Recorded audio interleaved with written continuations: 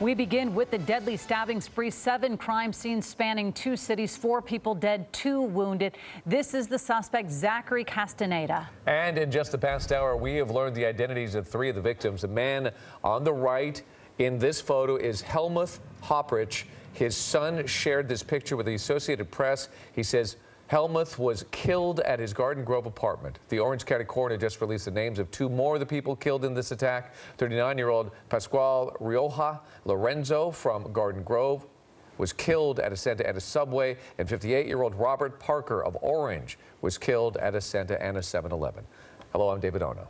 And I'm Colleen Sullivan. Mark Brown and Michelle Tuzzi are off tonight. Lots of new information coming in late this afternoon. So we have some dramatic video just released, and we have to warn you, it is disturbing, but this coming from the police showing one of these attacks. We're going to show it to you, an edited portion of this video. Again, you might find this disturbing. So here we go. This is how it played out at one of the scenes, an insurance office in Garden Grove, and you see the man in black hoodie. He walks up to this woman, approaches the woman sitting down, starts talking to her, gets very close to the woman at the desk, and you'll see him then pull out 2 knives. He's going to walk around there. His knives are in his hand right now, and he starts to attack her. We stop it here, but he slashes at her dozens of times, and we're going to pick it up in a moment that the woman runs away. She hides behind the table, but look at that green to the right in the petition. There's a person there who grabs his attention. I don't think he realized that that person was in the room. Then he decides to grab some money, and then he takes off. Again, this terrifying video and just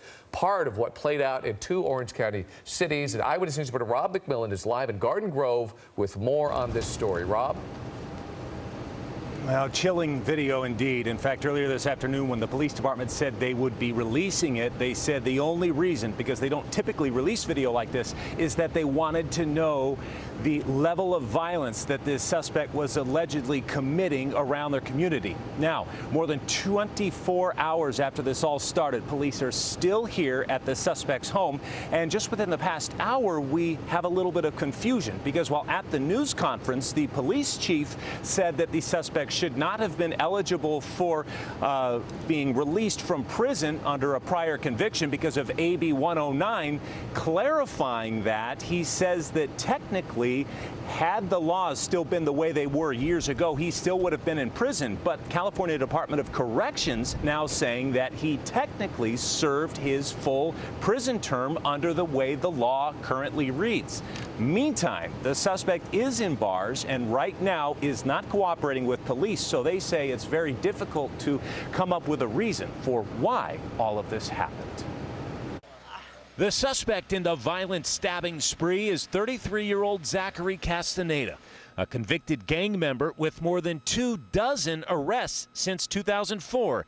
His most serious conviction, possession of methamphetamine with the intent to sell while armed with an assault rifle. This person should have been in prison and not allowed to be in our community committing these violent acts. Here's a timeline of the violent crime spree. At about 4:15 yesterday afternoon, a burglary is reported at the Casa de Portola apartments. Moments later, there's a report of an armed robbery at a bakery only a mile away. No one was hurt. Then, police say within the hour, there was a report of a double stabbing back at the same place the burglary occurred. Apparently, 2 roommates at the apartment complex had confronted the suspect about the burglary. That's when Castaneda allegedly stabbed both of them, killing them, before heading south. About half an hour later, another robbery at a check cashing store. Then, about 20 minutes after that, another armed robbery at an insurance company. There, 2 employees stabbed multiple times, but the violence would continue. 3 minutes later, the suspect allegedly stabbing a guy while he was gassing up his car at a Chevron station. That man is recovering.